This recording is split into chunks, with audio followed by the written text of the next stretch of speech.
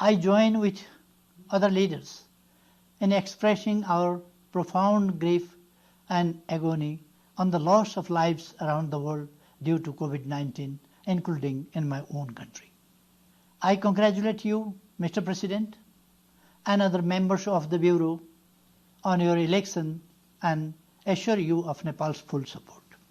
The outgoing President deserves our appreciation for successfully steering the 74th session of the Assembly. We commend the Secretary General, Mr.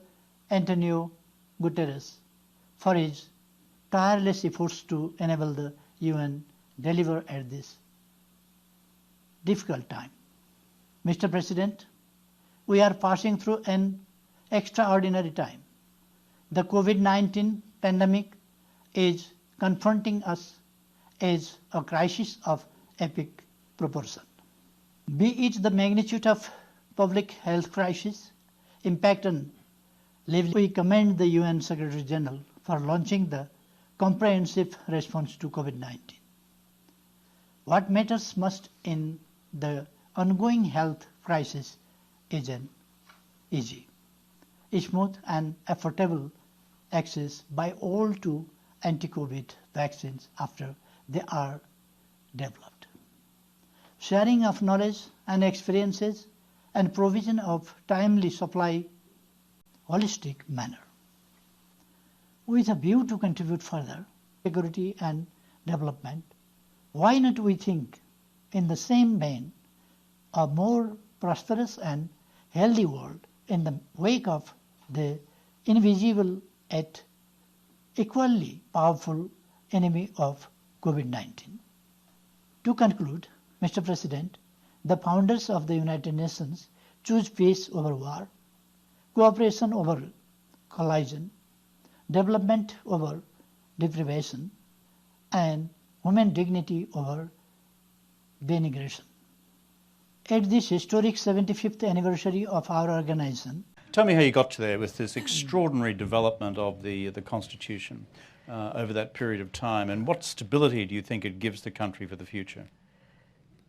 We have not that very long history of democratic movement, but we have history of different types of movements. As we talk about the movement for sovereignty, movement for independence, etc., and movement for social awareness and against autocratic regimes. But finally, in 1951, Nepal was entered into a new era after the downfall of Rana oligarchy, the family rule of the Ranas. And after that, there was again tug of war for the power between the political parties, democratic forces, and the monarchy. The monarchy was still over there, and in 60, again,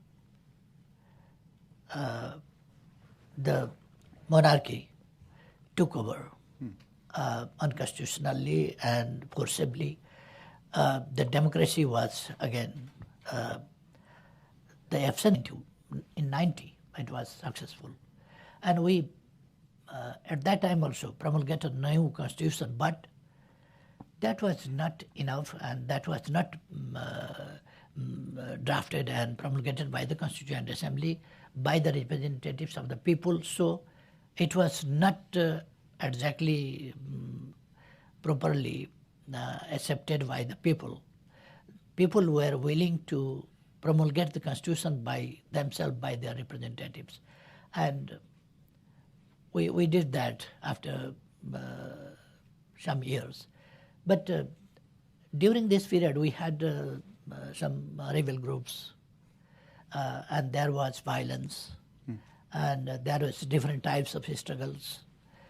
And finally, as I mentioned that in 2005, there was 12-point understanding between the rebels and the democratic forces.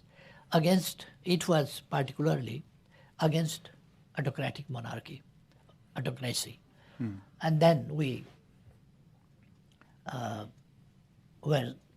got success, that people supported the alliance and supported that moment, popular moment. And in 2006. Earthquake in 2015.